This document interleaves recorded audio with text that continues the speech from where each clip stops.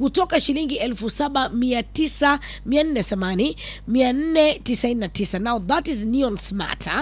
And then kuna Neon Ultra ambayo inapatikana sasa hivi kwa shilingi 8,999 kutoka shilingi 9,999. In these hard times we need to save every coin. Jiunge nasi na Safaricom, yes, kwa tukio la kusisimua na upate simu yako ya Neon kwa bei isiyopatikana popote pengine. Okay, so right now tunasema washindi ni wengi kwenye kipindi, na ni kipindi cha lala salama. Bado nakupatia nafasi ya kuweza kujishindia senti moja kwa moja katika simu yako. Bonyeza *448#. Kabla ya habari nilikuwa nimebonyeza nikapata oops, nikajaribu tena nimepata shilingi 700. Si mbaya. By the way, naweza tuma somo mbili kwa mtu. Tuma namba. So ni rahisi kabisa samani. Unabonyeza *448# kupitia line yako ya Safaricom. Iwapo basi umebonyeza na bado upati nafasi ya kuweza kujishindia senti ama upati ujumbe katika simu yako, unachohitajika kufanya ni kupiga simu kwa Safaricom. Prepaid ikiwa ni 100, postpaid ikiwa ni 200. Prepaid ikiwa ni 100, postpaid ikiwa ni 200. Lakini cha muhimu ni kwamba kama upokee ujumbe ama nafasi ya kuweza kuchagua zile sanduku katika simu yako, bonyeza *100*5*2*5*1#. That is *100*5*2*1#. Alafu moja kwa moja rudi tena upya, bonyeza *448#.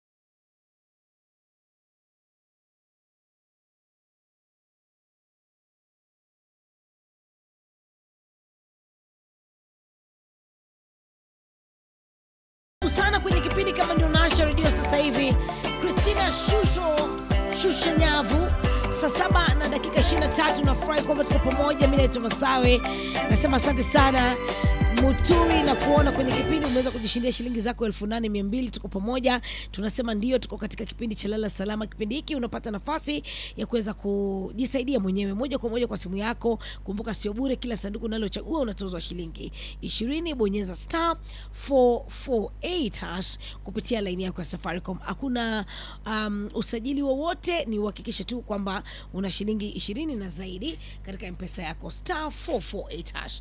But right now, kama nilivyosema hapo awali, nimepata nafasi kubwa zaidi ya kuwa na mgeni wetu wa leo, Shorn Arwa. Shorn, kwanza karibu. Asante. Unajua karibu kabla tena. I know, karibu tena. Yeah. Kabla ni kuintroduce, before you came on air, nilisema yani kwa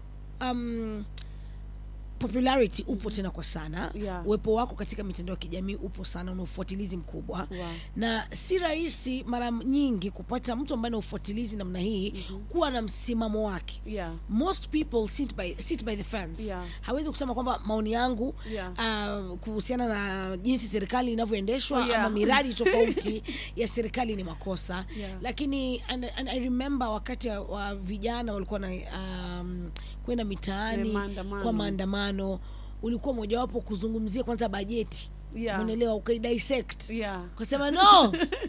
Yeah, and in a very comical way. So I Yeah. applaud you for that. Thank you. Manake si rahisi kwa kweli. Karibu sana. Asante. Siasa bado umependa, lakini na ulikuwa huko nchini. Nilikuwa. You around? Yes, I was around. Okay. I actually just left the last minute after the last maandamano happened. Okay. I literally came back for that. Okay. I was like, yeah. Vijana twende so we can be on the front line. Okay. Yeah. Nikupatie nafasi kwanza kuweza kujitambulisha kwa msikilizaji ambaye anakusikiliza kwa mara ya kwanza na kufuatilia kwa mitandao yako ya kijamii. Okay. So niongee kwa Kiswahili. Kiswahili waki kinanitatiza. Ongea vile wewe ongea ukiwa ushago. Yeah. So my name is Shorn Arwa.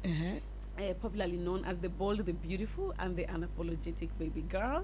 I create content, maswala ya kawaida ya kijamii. Wanasema msanii ni kioo cha jamii. So I try to tell people things that most people don't want to talk about. Yeah, so unaweza nipata kwenye Instagram Shorn Arwa, TikTok Shorn Arwa. Yeah, kila mahali ni Shorn Arwa. Ulijulikana vipi the first time? Kile clip cha wababa. You remember it? Kile clip cha wababa. So what really happened, it was during lockdown, COVID and all that. And like I said, msanii ni kioo cha jamii. So these were things that were really happening to people and the people that I knew. And I said, yeah, somebody has to carry the cross, and it was me. So there are a lot of people who found that to be very comical. And Jalango akaichukua kaipost, and that was it. Okay. Yeah.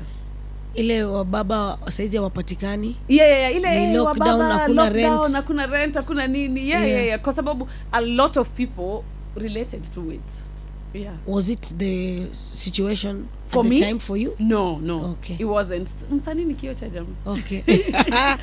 It doesn't necessarily have to be your story. Yes. It doesn't necessarily have to be mine. Okay. Wow. And through that one video, imekufanya ukajulikana zaidi. Yeah. Na imekusaidia vipi kwa you know the content that you've been creating, imekusaidia vipi financially and just wholesome in your life? I normally say success is opportunity meet preparation. I had already started envisioning myself as a content creator. I wanted to be out there. So by the time Anani post, I think I was about 10,000 followers. Nikajua sasa, it's now or never. So I kept creating, and through that I have gotten a lot of opportunities to work with brand. Uko ngapi saizi? Right now, my number of followers. Yeah. TikTok we are at 1 million. Wow. YouTube we are almost 500,000. Instagram 200,000. Yeah, so it has opened a lot of opportunities. Unapata a brand will come and tell you, post me and I'll give you this amount. Okay. Are you hosting event? Kama sasa on Sunday we have an event with Otile Brown. All this is not for free. So yeah, it has done. Imekusaidia. Yeah, sana. Imeleta chakula mezani. Sana Okay. sana. I'm supposed to be a psychologist. I did psychology in school. But that's not what I'm doing. So saizi I'm just mtu wa mtandao. Kwamba hautaki kufanya kwa sababu imekulazimu ama hufanyi kwa sababu hakuja kuwa na opportunity ya kazi? Vile nilimaliza kugraduate, I never looked towards that side because already there was something that is bringing money, and I kind of felt like it would be unfair for my client. Labda nimekuchekesha ama I'm doing all these funny things online, then you come in the office and it's me. There are people who might not even be very serious with me. They'll feel like, sasa huyu atanisaidia nini? So I kind of felt like the path that I have chosen will not make it possible mtu aniamini kwa ofisi and stuff like that. So I said sawa. So I never gave it a try. The farthest I went was the ile training, how is it called, attachment. So we were taken to the mental hospitals, and by then I wasn't really serious into content creation. So it was good and it was fine, but this other one won my heart. Okay. So currently nakuona sana katika mitandao ya kijamii, na of course kuna vitu tofauti ambavyo huwa ni muhimu sana kwa mwanamke. Yeah. Kwanza kabisa kupoteza uzani. Yeah. Pili ngozi. Yeah. Shida za ngozi. 3 sehemu tofauti za mwili. Anataka flat stomach, anataka makalio iwe sawa, anataka nyonyozi kweli, yeah, na certain ways sianguke nini. Yeah. Kwa kichwa yako kuna ile body umetaka. Yeah, the perfect body. So now that is currently what you're doing. Yeah. Au ambizi zako ni jeans? No. Acha nikwambie, unaona, Yeah. vile I got my baby, I became really big. Sasa in the Nigerian culture, first ukipata mtoto, your mother-in-law has to come over and take care of you for like 2 months. So now in the process, walikuwa nanifanyia something where they will tie your tummy so hard na kitambari nini, alafu wanakupatia some herbs you drink. So I will ask, hizi ni za nini? They say these ones are going to help you. Once you're done now breastfeeding, we'll give you others zile zenye zitatubosikule sana, so you can go back to your old body and stuff like that. So after a while I realized the weight is gone. Nimemaliza dawa and I'm now getting back to the way I used to be. And I was like, yeah, we could do this. And people would ask me online, kila mtu, Shorn ulifanya aje? Why are you so slim now? Nini.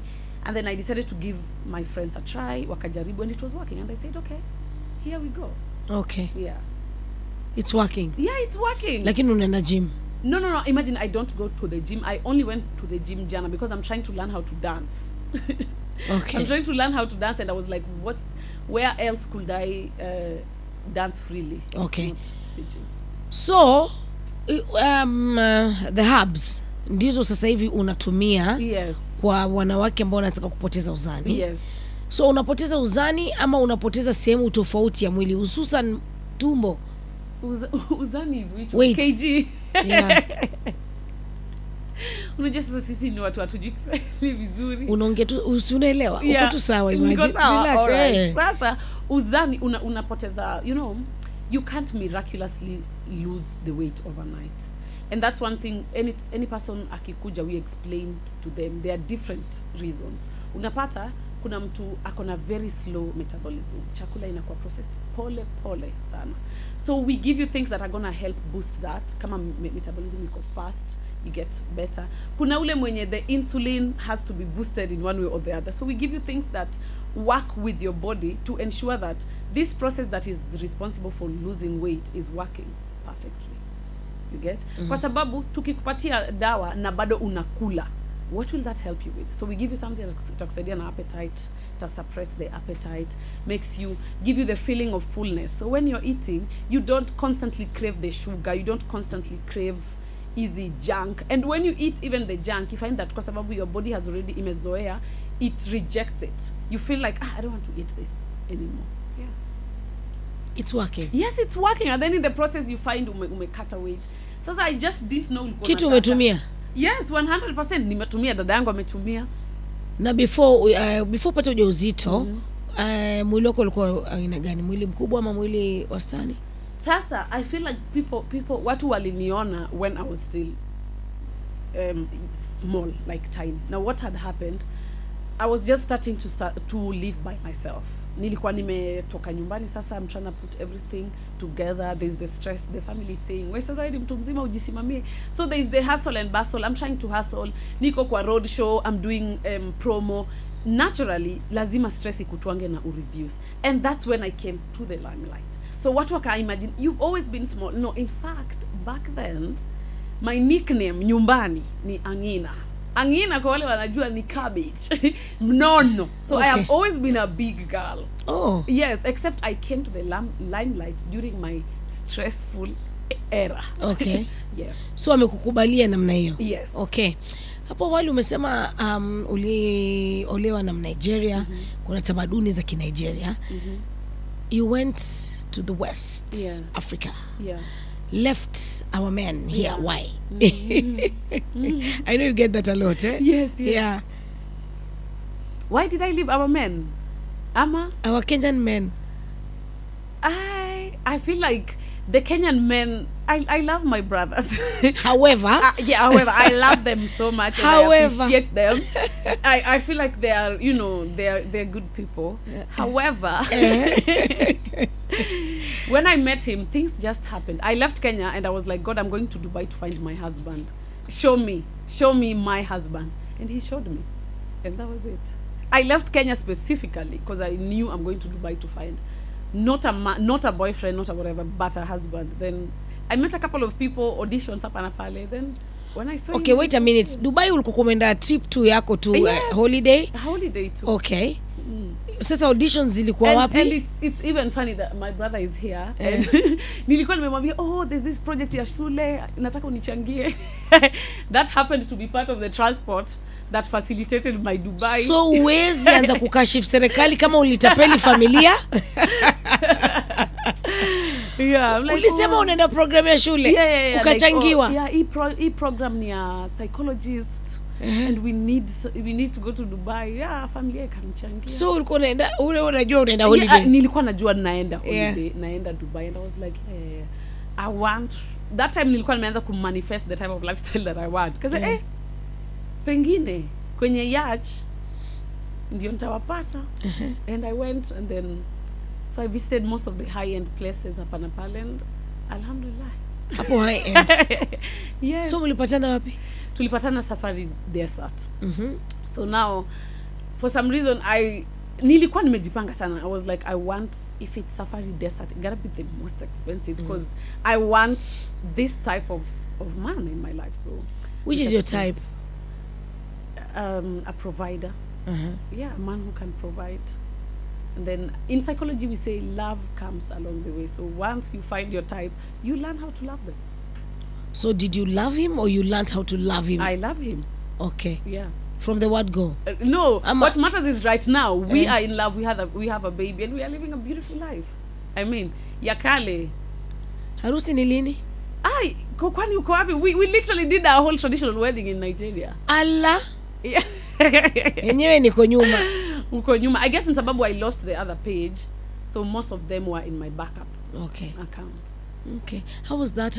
How different is the culture ukilinganisha na yetu Kenya? It's very different. It's very, very different. Vipi? Na wao, I don't think ni kama sisi, we are not so strict with culture. Like for example, I told you, once you give birth, your mother-in-law lazima aje and she will take care of you. Mpaka wanakuosha. You literally have to remove all your clothes just to get in the bathroom. I'm not even exaggerating. Get in the bathroom and they wash you. Ala? Yeah, for the first time I was so shocked. Nilikuwa na uoga like. Si unasema ni sawa unaweza kujiosha? Yeah, but they're like, umepata mtoto, tunataka tukudekeze, nini. I was so scared, but with time I said sawa. So ulioshwa kwa muda gani? I would say 1 month, and then the other month I was like, sorry, it's okay. Sasa mniache. Hata mimi nimemiss kuoga mwenyewe. Yeah. And they take care of you. Wanakuchoma maji moto. You see in Kenya times when you have a baby, they will tell you to sit on hot water and all that. They would do that for you. Like the way you go and get some wax, you just sit on bed. You just sit now. Yeah. Na so ni mother-in-law? Yes, that's the mother-in-law and the sister-in-law. And the sister-in-law. Yeah. So inabidi muheshimiane baadaye. Yeah, hakuna kitu yako ajui. Yeah. But it's nice. They give you time una bond na mtoto. No, I think and the food, they eat frogs. I ate frogs. Huh? Yeah, I've even done a video of me trying frogs pale. Chura. Yes. Hivi kabisa wakula. Nikala. Video ipo. Inakaangwa aje? The frogs and snails. The dudu makamasi pia. Unaikula vizuri. Pilipili kwa wingi kwa chakula. Ndio ipoteze taste ya ile kitu tunakula. Hapana, imagine hiyo. Ni konokono ama inaitwaje? Yes. Konokono ni tamu sana. It's really nice. And so inafanywaje? Okay, sorry, inachemshwa. Yeah. Inachemshwa, inakaangwa. Literally, snail is my favorite Nigerian meal. If I go to Nigeria, they say, the auntie who chops snail is here. So they know wananiletea snail sana. Mambo ya kawaida hayo. Na chura mnawatoa wapi? Lakini wao wanasema there's a difference between frog and tadpole, which I do not know. Me, I think it's frog is frog. Yeah. So they fish. Unaona vile as we go and fish for fish, they also have fishers. Now I don't should we call them froggers? They people go looking for frogs and they come and they sell them in the market and people buy. So convert in Kenya shillings, chura moja ni pesa ngapi? Hata sijui kwa sababu most of the time they just buy. It's actually called kong kong. Okay. In Nigeria. So unaichemsha alafu inakaangwa kabisa kama nyama. Inakaangwa kabisa. Inaonja vizuri kama samaki. Kama samaki. Yes. Lakini sasa mara ya kwanza sema tu kweli, mara ya kwanza umepatiwa, umeambiwa hii ni chura, ulikula? Hawakunielezea ni chura. They walikuwa wanakula kama kawaida, the way everybody eats. So we ate and then they were calling it kong kong like I said. So after a while I was like, "Aki, hii kong kong ni nini?" Because it's I like it, but how do we buy it? Wakasema, "Oh, kong kong is actually frog." I'm like, no, I don't mean frog. I mean, yes, I was like, no, I don't mean frog. Mr. Kichura. Nataka ile nilikula jana. Wakaniambia hiyo. Ndio hii hapa. Haukusikia utapika? Nilikuwa ile nimekasirika. Like, kwa nini mkoniambia ni chura, lakini sasa nilikuwa nimeenjoy. I was even asking for it. So nikasema, sawa, leteni basi. Yeah. What's so different na nini kilikushangaza that they do differently from us?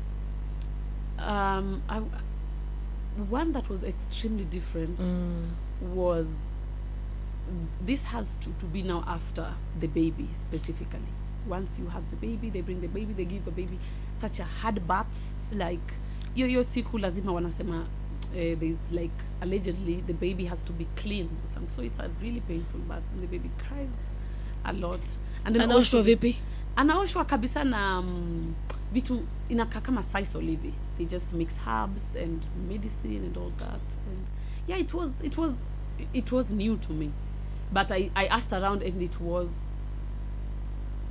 the norm. It was the culture. Ulikuwa umeuliza before? No, I hadn't asked. Ilikuwa jambo la kawaida. Mimi hata nilikuwa nimeenda downstairs, ninasikia tu nduru. Kukuja napata mtoto anaosha, so hata nimekasirika, nimelia kwa sababu unajua the mtoto wako kwanza. Yeah, I'm so angry nini. And then I took the baby away because now I was like, no, we can't cry like this. So I asked even my next door neighbor. Akasema, ni ya kawaida. And also when the baby is like 4 months, kwa sababu wanakula a lot of pilipili, you take chili pepper and rub it in the baby's mouth.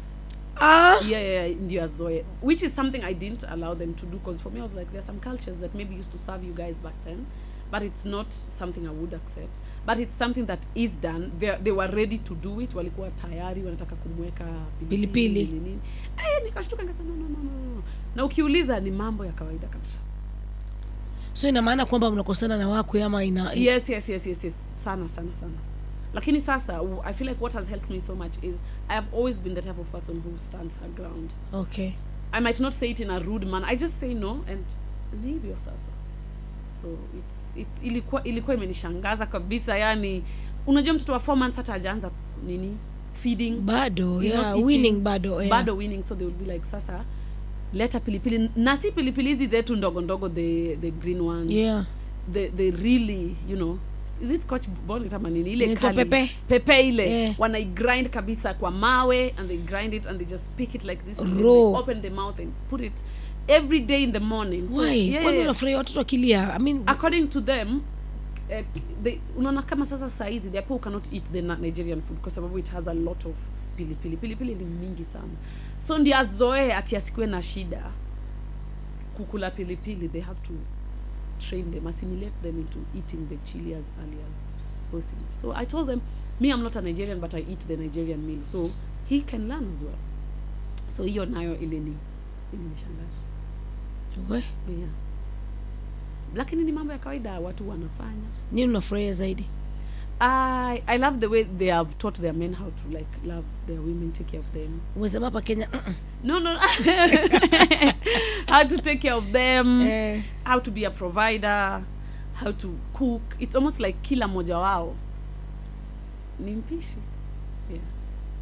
And they enjoy doing it. They really enjoy doing it. They enjoy doing it so much, and they love their food. Sana mpaka sasa he cooks all the time kwa sababu I don't know how to cook that meal, and so he's the chef of the house. That meal gani? Their meals, the Nigerian meals, because it's very different. There's the fufu, there's the poundo. Wana grind kabisa. It's unaona vile sisi we can easily cook a meal 10 ugali, minutes, 5 chapati, minutes. No. 2 hours. That's like a proper meal. Now if you cook, another thing hata nimesahau ile ilikuwa imenishangaza, if they cook like stew, unapata ni samaki, kuna nyama ndani, kuna mayai ndani, kuna snails ndani, kuna yani it's mchanganyiko, the way as we call it mashakura. And it's just, and funny enough, it's really sweet, like it's sasa ni wazi kwamba kila protein inaiva kulingana na muda wake. Samaki na nyama, nyama itachukua a longer time kuiva. Samaki ukimpika sana atavurujika. Sasa samaki, konokono, nyama, kuku, mahindi chemsha. Hai, hapo unapata ukibelt mtu anaweza kuzimia.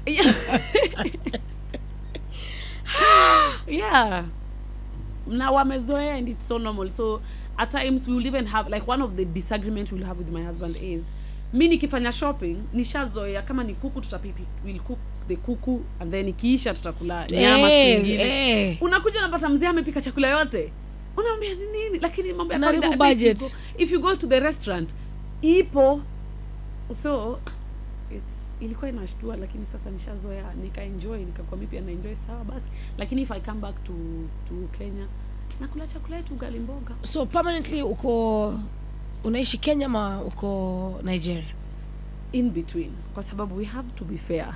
Why would I move to Nigeria? Why would he move to Kenya? So at times niko Nigeria, at times niko Kenya. Often and most of the time niko UK, kwa sababu we relocated to the UK, but it became really lonely, and nikasema nyumbani, and then at times I take him to Nigeria. He comes here. Okay. Now that you also live in the UK most of the time, and of course followers wako wengi wako Kenya, and it's always good to relate. If you like right now uko Kenya, umekuja Radio Jambo, kwa social media ndio unaonekana Kisumu, imeathiri vipi content yako? It has really affected, both negatively and positively, kwa sababu there are some people who also feel like now we don't relate to her anymore. But pia at some point I barely create lifestyle content, so at times I talk about things that I feel like everybody can relate to, maybe insecurities, a beautiful girl. So there are some who are wale OGs, they don't feel the shift ile umetoka, and also it has helped me grow a different audience, because now I show people what it feels like to live in the UK as an immigrant. Now you are no longer, hey, I'm Shorn Arwa, you are now identified as an immigrant now. So they also want to learn and know how is that working out. So it has helped also with different brands, international brands. So it's both a blessing and a curse. Okay. What will you do different today if you're to turn 18? Differently? I would say I will not hold back. That little dream that I have, I would go for it. I would say yes without fear, because the longer you take in execution, the more chance you have of failing. So I would just not hold back. Okay. Mambo mengi sasa hivi yanafanyika nchini Kenya. Mmoja wapo ni jinsi ambavyo tu mambo yanavyoendelea upande wa serikali, jinsi ambavyo inaendeleza miradi yake tofauti. Wewe kama mtu ambaye una ufuasi mwingi sana kwa mitandao ya kijamii, nini kinakuchukiza as a content creator who is a professional kwa nyanja yake ya kisaikolojia?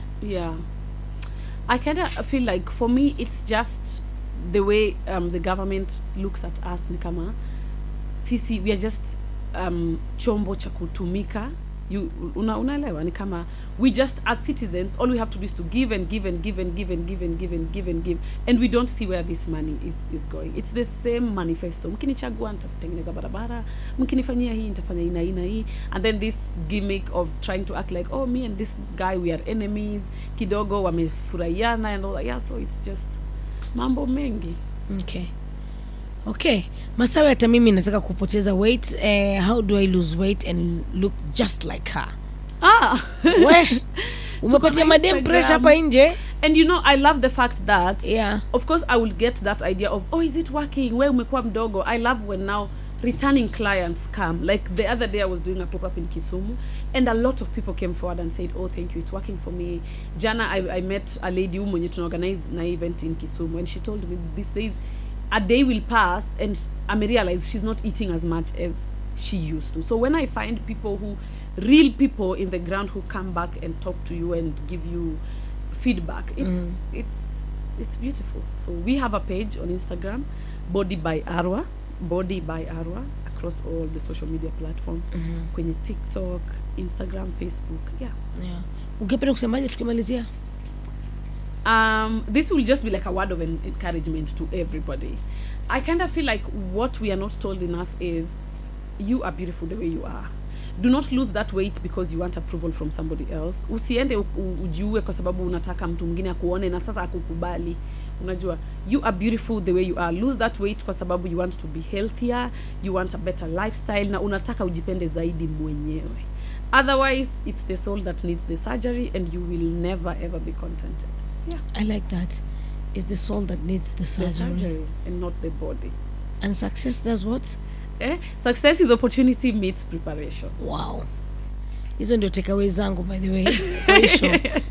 Wow, that's deep. Shorn Arwa. Yes. Hiyo jina kuna kuanga ngumu. Hata I remember last time uliniambia. No, but unaona nimeimprove. Hizi umezoea.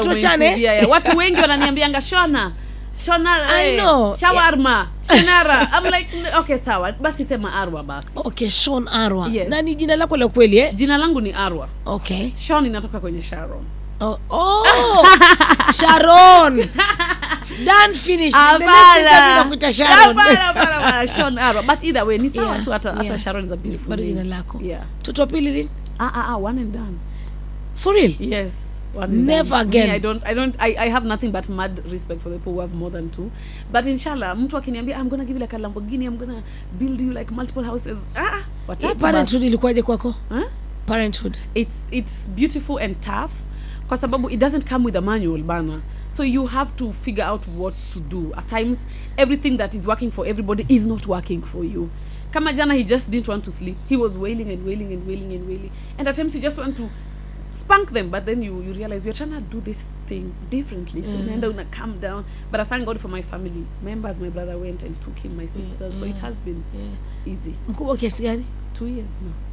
That's a big boy. 2 years. Okay. One and done. Done and dusted. I tell you. Shorn Arwa, kwa wale wanakufuatilizia katika mitandao ya kijamii, mashabiki wako kabisa sugu, unawaambiaje? Naambia asante sana. Mungu awabariki. I wouldn't have been here without all of you.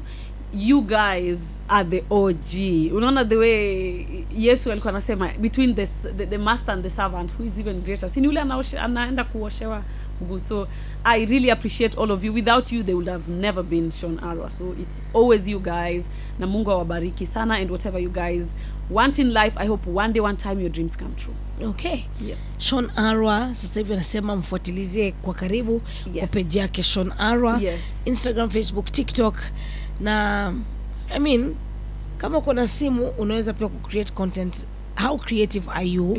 Kuhakikisha kwamba simu yako unajitafutia how to survive na kupata shilingi ya kuishi tu. Okay. Mbusi na Lion kuanzia saa 9 hadi saa 1 katika Teketeke. Baada hapo masuala ya kisiasa na Bramwell Mololo saa 1 hadi saa 3, alafu hapo saa 3 hadi saa 6 asubuhi unanyakuwa mpenzi. Chao, adios, I'm done. Kila siku saa 2 asubuhi.